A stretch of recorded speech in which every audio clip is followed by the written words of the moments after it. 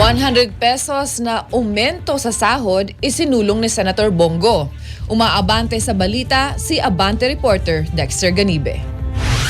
Abante Radyo Live Report. Nakahain na ngayon sa Senado ang Senate Bill number 175 na naglalayong magpatupad ng 100 pesos na aumento sa arawang sahod ng mga manggagawa sa buong bansa. Inakda ito ni Senador Bongo na nagsusulong na mabigyan ng sapat na kita ang mga manggagawa.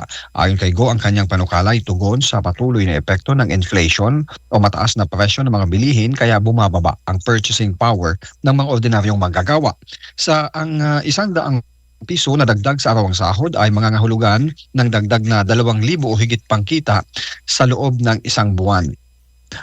Bukod kasi anya sa higit 2.2 milyon na mga manggagawa ang walang trabaho, mataas din anya ang antas ng mga underemployed o yung mga may trabaho nga pero hindi tugma ang kinikita nito at lagpas pa sa workers' hours kada araw ang ginugugol.